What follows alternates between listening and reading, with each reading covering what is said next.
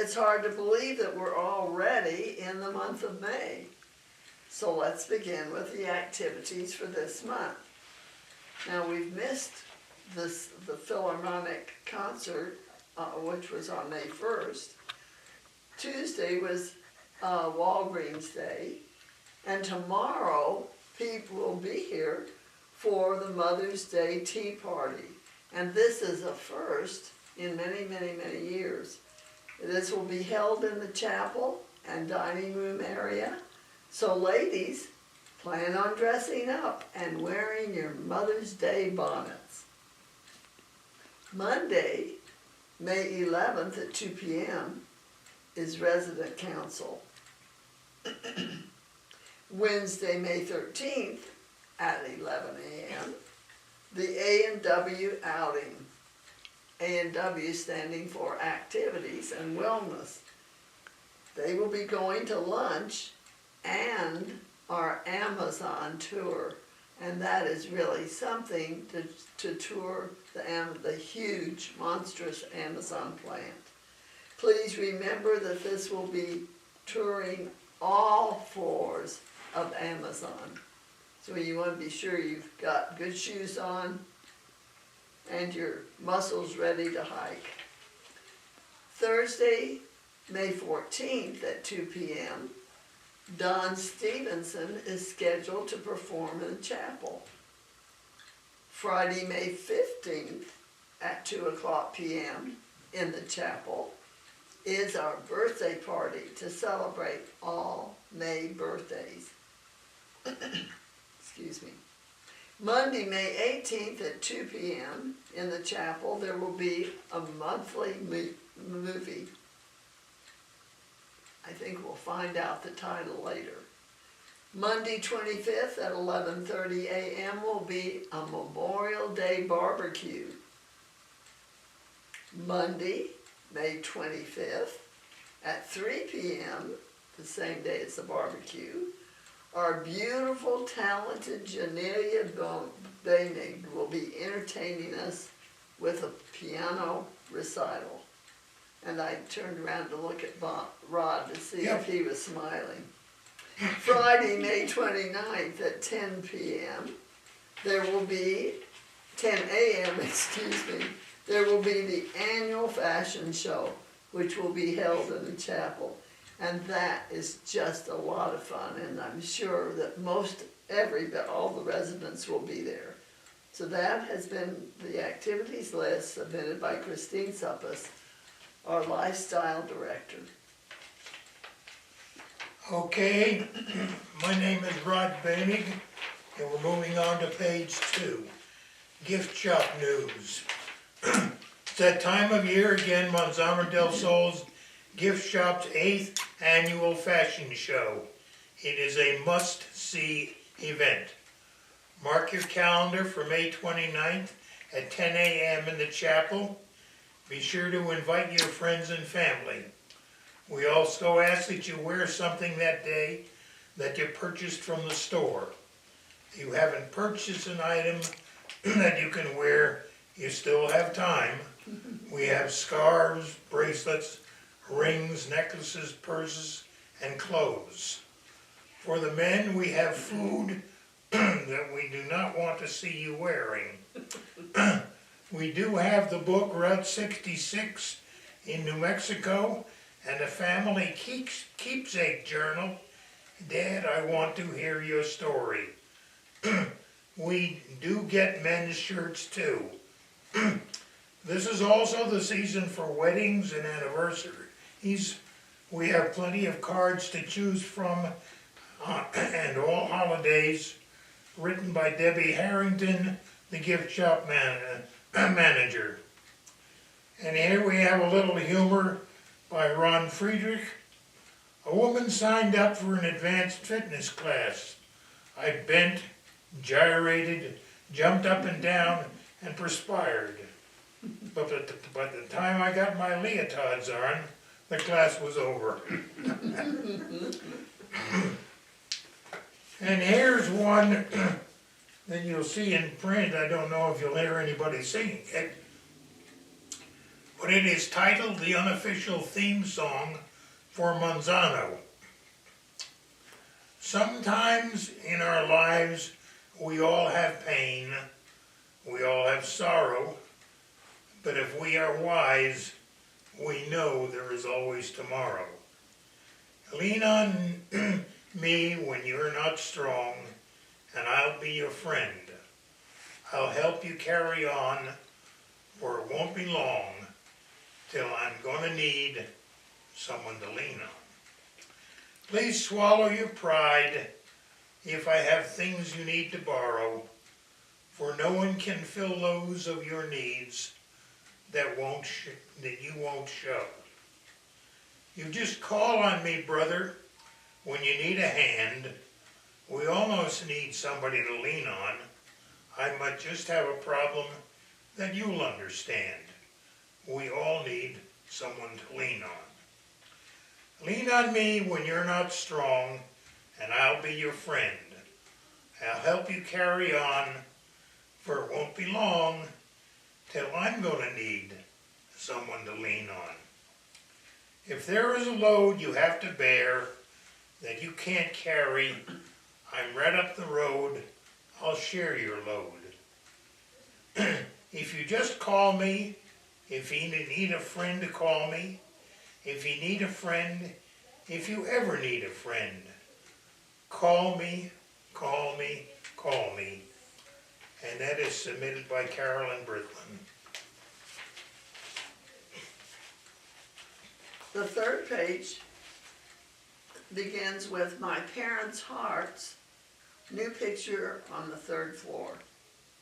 In this large oil pastel painting, the artist, Tomo, expresses the pain the Japanese people, as well as the earth, experienced after the Hiroshima bomb was dropped. The trauma affected the following generations and has become a part of the DNA of the plants and animals as well as people. Tomo writes that both her parents were children then and have vivid memories. Her father, to save his own life, threw himself into the river. Her mother and younger brothers were sent to a stranger's farm, 70 miles from their parents and home near Tokyo. She recalled how poorly they were treated there, how hungry they were.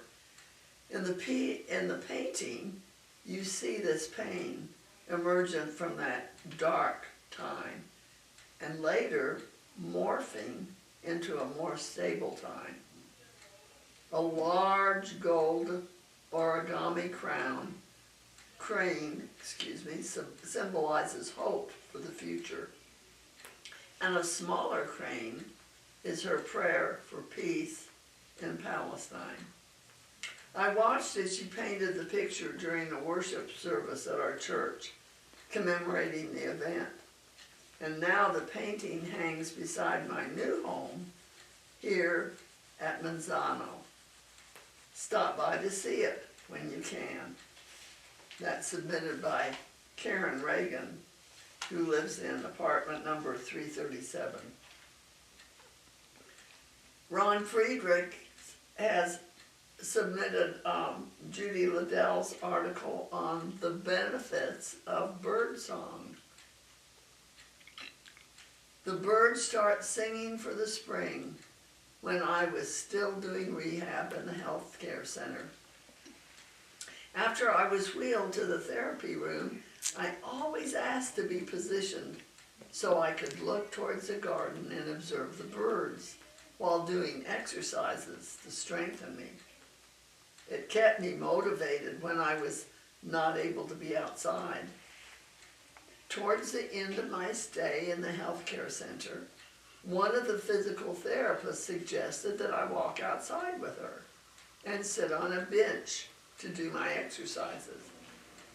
And I was able to reap the benefits of bird songs, e.g., the American robin.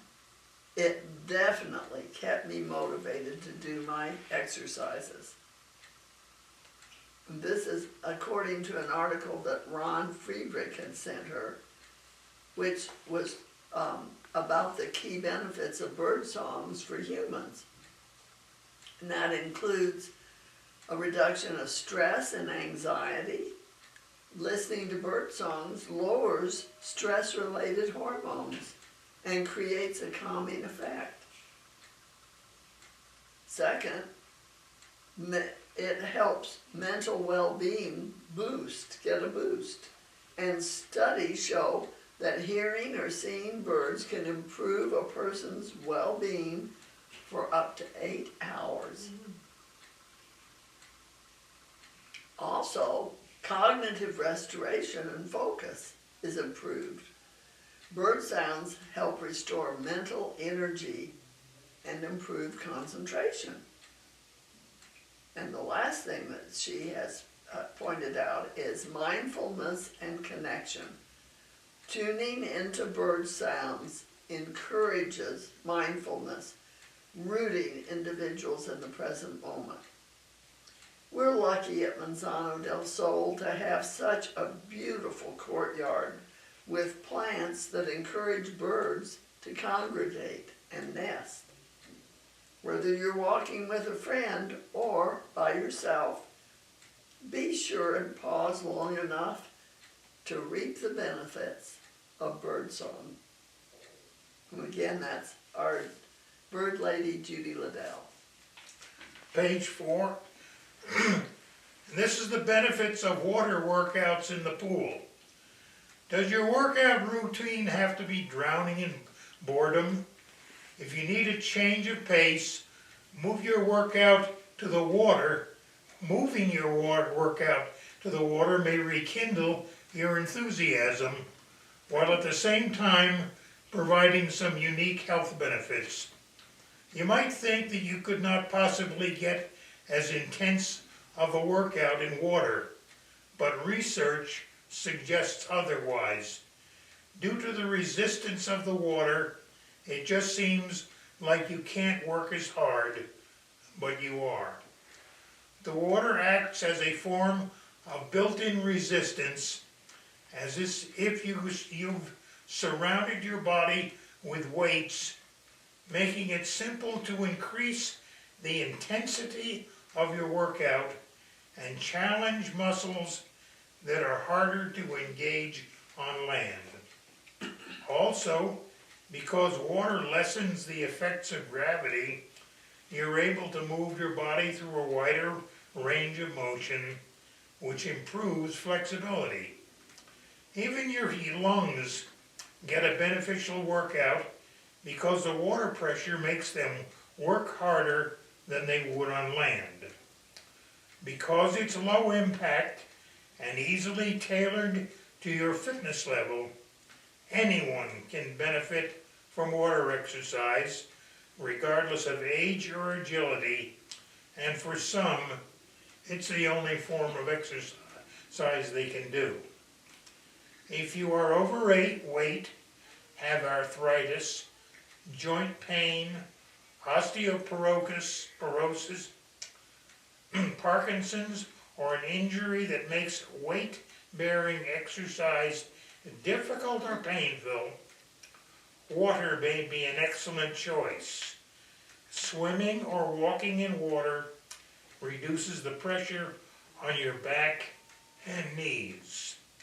To appreciate why water training works so well, you need to understand water's unique properties. In water, you have almost no gravity. You're relieved of 90% of your body weight. Boy, there's a way to lose some easy way to lose some weight. So you become buoyant. This frees you to move in new ways. You can float, bob, and relax without feeling like you're putting out an effort. Yet water provides 12 to 14% more resistance than air, so moving through it is like having weights all around your body. Exercising in the water builds cardiovascular stamina, strength, balance, and flexibility, which helps burn body fat, increases circulation, and can help you rehabilitate healing muscles and joints. During a water workout, your heart rate will be reduced by as much as 17 beats per minute compared to a land workout, so be sure to keep this in mind if you use your heart rate to gauge your intensity. You pump more blood for each heartbeat, so you don't need as many heartbeats because the pressure of the water on your legs and lower body makes the blood return more effectively to the heart. Always remember to work at your own intensity level to be safe. Wellness program offers water aerobics classes on Monday from 2 to 3, and on Tuesday and Thursday from 10:30 to 11:30, and this is submitted by Ruth Ramacito, the wellness instructor. And finally, a brief note here by Nancy Weaver. Over 75 responses to the food survey were received. Our minister Rachel put the results in her computer while I read them to her. It took several hours. Results will be given to the chef and cooks. Thank you for your thoughtful replies, Nancy Weaver. On page 5, we find a poem written for mothers, for beautiful mothers, and this is an anonymous author. There's no love like mother's love, no stronger bond on earth like the precious bond that comes from God to a mother when she gives birth. A mother's love is forever strong, never changing for all time. And when her children need her most, a mother's love will shine. God bless these special mothers. God bless them, every one, for all the tears and heartache and for the special work they've done. And when her days on earth are over, and the mother's love lives on through many generations, with God's blessings on each one. Be thankful for our mothers, for they love with higher love from the power God has given and the strength from up above. And Christine Suppis was the one who submitted that. Reverend Rachel Hance is reminding us of her Bible study for this month, which will be on the Beatitudes, and it will continue under her direction on Fridays at 10 in the morning in the hobby room. And the study will conclude at the end of May, on May 29th. Now our friend Norm has written a reminder here, Residents Council meeting video. The YouTube video of the May Resident Council meeting will be shown on Thursday, May 14th at 1:33 p.m. on the 4th floor lobby. The reports on the viewing of the April video were very positive. Excellent clarity of picture, and the audio was enhanced by volume and the use of subscripts. All residents are welcome. No reservations required. And that might be a good reminder to share too with people who were not able to be here today, that they can see this meeting again because it was shown on Thursday, and you're going to do it again next week? Yes. Good, thank you, Norm. Spring Vaccination Clinic. This is, of course, by Vanessa Jackson, who reminds us every year when it's time for those shots. Together with Smiths, we'll be holding a spring vaccination clinic in which the COVID and the RSV vaccines will be offered It will be held on Friday, May 22nd, 2026, from 10 in the morning till 1 in the afternoon in the chapel. A door drop will be sent out at a later date with sign-up details. As always, if you have any questions, please ask me. So see her in her office, Vanessa Jackson, our clinic nurse. Moving on to page 6. First we have May birthdays. Virginia Fernandez, Charles Namath, Donald Swenson, Charlie Batzel, Diana Pena, Gwen Anlian, Shirley Ham, Marion Cooper, Carolyn Cox. Happy birthday over there. Thank you. And Ron Friedrich. Happy anniversary to David and Kathleen Shea, I guess that is. Welcome to new residents, Algene Herrick in 213, and Marion and Pat Mall in 410. And now, something that is recently started, you may not be familiar with it, but there's starting in this last, I think, couple of months, is a column that each month it tells people who moved in that particular month how long they've been here. So we have Carolyn Brislin, been here 2 years, Martha Helms, 3 years, Sally LaFavor, 3 years, Sue Sherrill, 3 years, Rita Watkins, 3 years, Sharon Franklin, 5 years, Marjorie McCammett, 7 years, Wilbur and Audrey John, 8 years, Phyllis Loretta, 9 years, Mary Grace Hacker, Mary Grace Hacker, 11 years, Jerry McGregor, 11 years, and Betty Saunders, 11 years. On page 7 is the page that reminds us of various activities. And we want to remember the Residents' Council on Monday, May 11th in the chapel. That's always important because we hear what's going on in our, at Manzano del Sol. And it gives you a chance often to state your concerns or information. Then the Food Committee meets the second Thursday of each month on May 14th. And are you serving on that again, David? No. The Food Committee? No. All right, he did, thank goodness, and thanks to David. That's a pretty tough committee. And so I'm glad that he served for several years, didn't you?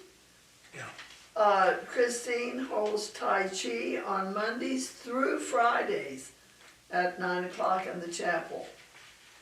Bingo every Wednesday at 1 o'clock in the chapel, and that's very popular.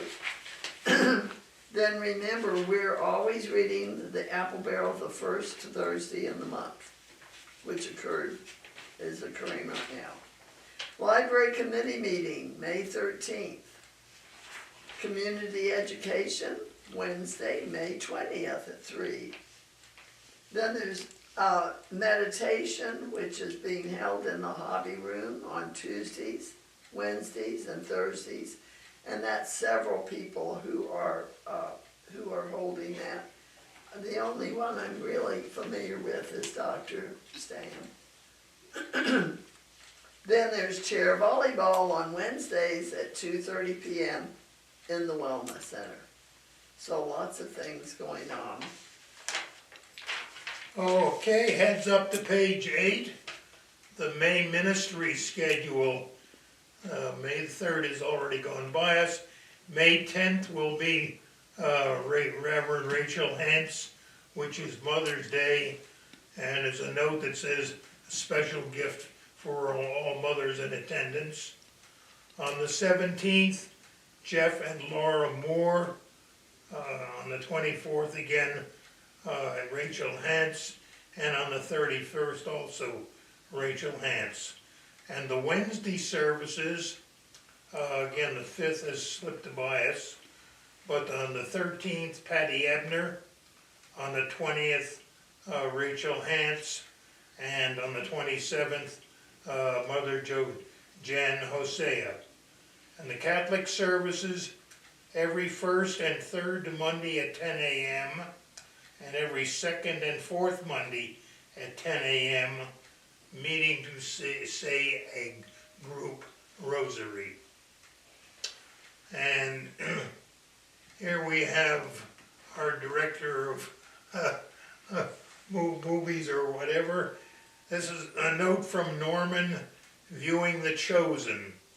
The Chosen will be shown immediately following each Sunday's chapel service at approximately 3 p.m. We will begin with Season 1, Episode 1, and continue through all 6 seasons. If you have missed any episode, now is your chance to pick it up. Watching all episodes will broaden one's biblical understanding. Coffee and refreshments will be served after the viewing. And there's one from me. It's a song by Marty Robbins, who you may remember very well.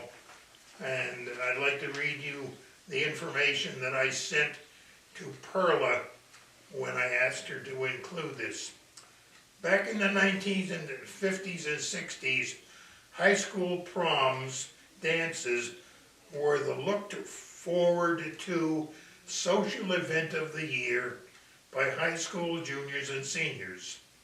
Fellows would dress in suits or sometimes in a white sport coat. Gals would dress in long fancy gowns. Fellows would buy a corsage for his date and would wear a boutonniere, often a carnation, in his lapel. Dances were held in ballrooms or in high school gyms if that is all that was available. Music was often provided by a 5-piece instrumental group, and we danced waltzes, foxtrots, jitterbug, or whatever. After the dance, many of us would go out to a fancy restaurant driving our parents' car. This song, A White Sport Coat, was very popular in 1957 when it was first recorded by Marty Robbins, also very popular for his many cowboy songs, and I may also add that he wrote the song as well. And now what I have in my submission, it's May, it's prom time. Does this take you back a few years? And this was the way no, this is not the way he sang it, okay? With a white sport coat and a pink carnation, I'm all dressed up for the dance. A white sport coat and a pink carnation, I'm all alone in romance. Once you told me long ago, to the prom with me you'd go. Now you've changed your mind, it seems. Someone else will hold my dreams. A white sport coat and a pink carnation, I'm in a blue, blue mood. Rod, that's excellent, but don't give up your day job. Yeah, that's right. Yeah, as far as you're concerned, don't clap, just throw money. Well, on page 9, Rachel Hance, our chaplain, has written some reminders. She's going to be coming to various floors just for a time to chat and get to know us. So she says the May floor meetups, come and meet with Rachel on at 10:30 in the morning, once a month in your common room, to the fellowship. develop relationships and to encourage one another. Snacks will be provided, and more meetups will be starting in June. So if your floor isn't on here, I know that you would be invited to another floor, but you'll also have your own time to meet with her in a week or so. The fourth floor, though, is going to meet on it already met, May 4th. The fifth floor met on May 5th. And the sixth floor has already met on May 6th. So if you weren't there, you missed a wonderful time. And she said the interesting thing was the fourth floor, had there been a contest, they would have won it hands down. It was almost the entire floor showed up. And so they really enjoyed chatting with one another and with her and getting to know one another even better. Then Chuck Nemeth has written about the Writers Club, which is just beginning. The first meeting of the MDS, Manzano del Sol Writers Club, took place last Saturday. We had 8 attend this first meeting. A discussion was held on meeting dates and operation procedures. The next meeting will be on Saturday, May 2nd, we missed that, at 9:30. If you'd like, please join us. You don't need to be retired, just someone who wants to try. And this is what they did, so it'll give you an idea if you want to catch them next month. We issued the following prompt for the next meeting. Write your obituary in 3 words. Now that is a challenge. Question. Call Chuck Nemeth, and he has listed his phone number there, so it'll be listed in your phone directory. Don Swinson is just very sad to have lost all his cribbage buddies, and he is writing invitation 15-2, 15-4, 15-6, and a pair of 8s. Does that remind you of something? If so, come and play cribbage or come and learn. They'll be in the 4th floor lounge on Thursday at 1:30 p.m. and that's every Thursday. Call Don Swinson for verification or any more information that you would like to have. Again, his number is listed in the directory as well as here, which we'll share with you if you'd like. Then Sharon Christensen has written about the group called United Women in Faith. And this is a group that only meets once a month, and this one has not met yet. United Women in Faith invite any interested women to join us for a special time of fellowship. We meet in the fourth Tuesday of each month in the hobby room from 1:30 to 3 p.m. Our May meeting will be on the 26th. Please note, we will not be meeting over the summer in June, July, or August. So for questions or RSVP, call or text Sharon Christensen. Again, look her number up in your directory or come and get it from us. And she was the one who submitted this. And I believe that your wife attends that time. Yes, she does, and I'll say this much, they eat well. I've seen the desserts they have. They have a wonderful time together, a wonderful time of fellowship. So you're always welcome there, and keep that in mind for their last meeting of the spring, 26th, and they'll start again in September. And Roberta Minicucci has lost her black bag of playing cards that's used to play Crazy Eights. If you find them, please return them to Roberta in apartment 516 or to Edna in apartment 223. They were both members of the group that played Crazy Eights together, and they're missing their cards. page 10, and the heading of this is Only in New Mexico.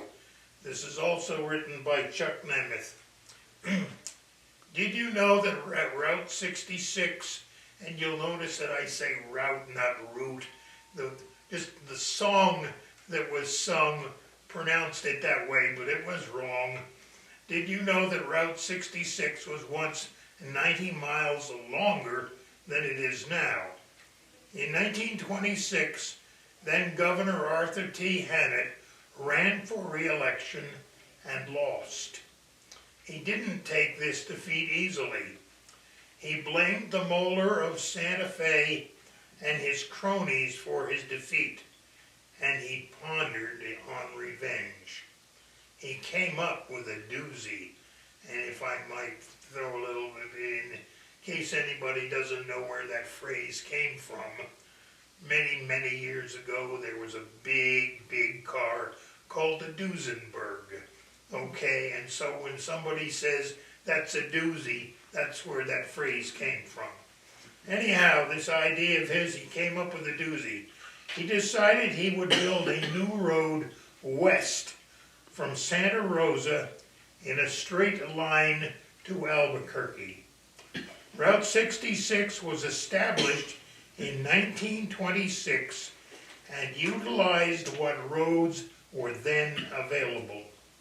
At that time, this meant that Route 66 would go through the Pecos River Canyon to Santa Fe and then down La Bajada Hill into Albuquerque. The governor wasted no time. He only had time left in office from election until the new governor was inaugurated. The governor wasted no time. He directed the road to be started at once. The right-of-way was not established. It went over public and private land. Time was short, and the road had been almost totally completed when he left office on December 31st, 1926. An attempt was made to stop this new road, but traffic was already busily using this new shortcut. In 1928, the new road was officially designated as part of Route 66. Thus, on an angry man's whim, 90 miles of the new national highway was lopped off. The loss of revenue could have been large. Old Art had to be one old politician to contend with. When the interstate system was built, I-40 followed the new road, so Santa Fe would have lost out anyhow. Only in our state could such a thing happen. Just another tidbit in the history of the land of enchantment, written by Chuck Nemeth. And while I won't dwell on it, there's a similar story. You're familiar with the song, the Atchison, Topeka, and the Santa Fe. Santa Fe was never part of the original route there either. Now we have something from Barry Gruby. Rain beautifies the city. Rain beautifies the city, makes mirrors of it, flattening our minds, our eyes, even the sparrows, resting glance at themselves in windows and think they are cleaner. For once, while cornices drip and gutters gurgle and tires hiss incessantly, saying, "Look, it's different now. Listen and look, it's not the same city at all, and it is an old woman with bright eyes, remembering the youth of the world, the cool, the dancing feet, the flung capes, the morning cries, the sun, the whistles, and unkillable hope, the unstoppable joy," submitted by Mary Gruby. And finally we have another one by Mary Gruby. This is true, but I don't know how much it will sink in. Maltodextrin is a highly processed food additive that seems to make things taste better than they do, but it's all in the mind. It has no nutritive value and has a very high glycemic index, which can cause a spike in blood sugar, which is harmful to diabetics. It may adversely affect gut health, reducing beneficial bacteria and increasing harmful, which can harm the lining of the intestine and cause gas, diarrhea, and stomach pain in some people. And my ad lib is, but don't forget it tastes good. Submitted by Mary Groovy. Now, Nancy Burns has written the next rather long article on our story about who combs your hair. As a professional woman who happens to be blind, it's always my desire to appear attractive. It's important for me that my clothes match and are appropriate for the circumstances. I might need help with matching colors. If not certain in this case, I call upon a friend or coworker whose opinion I trust. As with other teenagers, I soon became interested in makeup and hairstyle. My teenage friends were always happy to answer questions and make suggestions. My mother was also a significant influence in these subjects. She too was always concerned about presenting an appropriate and attractive image. While working in California as a vocational rehabilitation counselor, suits or coordinated pants and blazers were my preference. After moving to New Mexico, I learned to be a bit more casual, but still coordinated. Having said all of that, the bottom line is that wherever I might be, it's important for me to always look good. All too frequently, I'm asked, who selects your clothes for you? You always look so nice. On one of our cruises, though, through the islands, a fellow elevator passenger asked, who dresses you? You look so pretty with the flower in your hair. A friend of mine who happens to be blind was accompanied to the appointment by her sighted husband, and the nurse asked her husband if he applied her makeup and lipstick. Such questions are all too common and all too demeaning. During one of my visits to a doctor, upon entering the office, the receptionist, in the most demeaning tone, said, "You are so cute. Who dresses you?" These are just a few samples of the all too many insulting comments directed to those of us who happen to be blind or visually impaired. Here is the awful truth.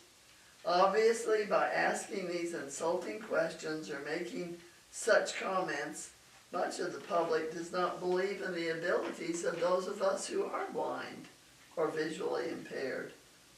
It is rarely possible to respond to such comments. However, if I do have a moment to explain, I try to educate and share some of my common sense solutions. For example, I hang matching clothes together in the closet. A section of my closet is arranged with white blouses only. This is a precaution. Just in case I have no matching blouse for my skirt, a white blouse will usually solve the problem. A little common sense, along with some useful guidance, is important. Sometimes a person might say, if I were blind, I could not function successfully as you always do. This is actually true, and it takes a positive attitude and some training for visually impaired individuals to be successful. When given the opportunity to speak to various groups, I attempt to educate on such issues. Proper training and a positive attitude are quite necessary to become a confident, successful, blind individual. While in high school, I met a most incredible teacher. She encouraged me to take college prerequisites. I had no intention to further my education, but this teacher supported me, and I did apply and was accepted to UCLA. Her continuing support and encouragement were actually life-changing experiences. The fact that she was blind and a successful educator may have had a good deal to do with my future path. This was possibly a part of my thinking when, nearly 30 years ago, I organized a support group for people experiencing vision loss, and I named it Creating Options. I was still living and working in Los Angeles. This name has managed to maintain some continuity to my desire to educate both the blind and sighted community. Comparing problems and issues with others is quite often the solution to assist in accepting vision loss. It has been my privilege to encourage and support other blind individuals. I hold 2 degrees. However, most of my knowledge is a result of human interaction and lifelong experiences. And that's written by Nancy Burns. And those of us who know Nancy are absolutely astonished at the activities in which she participates as just really a sighted person. And her husband is also visually impaired. But they are very, very go-get-em kinds of people. And so they're a delight to visit with. They were living here on the 6th floor when we moved in. Oh. And they were only here a short time, and they decided they didn't like the apartment, and so they left. But while they were here, she gave had a meeting, and she explained how she and her husband traveled all over the world. They flew, they took cruises, and the methods they used to get around and all. It was so fascinating, and really it's mind-boggling. And then it's about 2 years now, or close to 2 years, that they decided, and they moved back again. But this is their second turn here at Manzano. Yeah, that's what I understood them to be, yeah. Yeah. They're very fascinating, Right. yeah. Okay, here I am bringing up the rear. We're on page 12, and this is titled Wellness, and it's written by Crystal Lopez, the Wellness Director. May is National Mental Health Month. Mental Health Awareness Month, observed every May since 1949, aims to raise awareness, reduce stigma, and provide support for mental health conditions. The 2026 theme from Mental Health America is More Good Days Together, focusing on community connection. Key activities include sharing stories, using hashtag #MyMentalHealth, and accessing support services. Our wellness team wants to bring mental health awareness and some helpful tips on how to manage our own mental health and how to be there for loved ones that struggle in this area as well. Join us for our May Wellness Seminar on mental health on Tuesday, May 12 at 3:30 in the chapel. Mental health can improve when we practice self-care activities. Some activities may include spending time in nature, journaling, meditation, prayer, exercise, getting in the sauna, reading a good book, spending time with friends or family, or having your favorite meal. To encourage mental health, we will be holding our Monday chair yoga class outside in the garden, weather permitting. We will also be continuing our cornhole senior sports out in the garden Thursday, May 7th, that's today, and 2 weeks from now on the 21st at 3:30 p.m. Our table is is in the first floor hallway, and will offer subjects to journal about how to help discover yourself more and promote mental health, as well as some positive affirmations. Let's bring awareness to mental health and improve our own daily.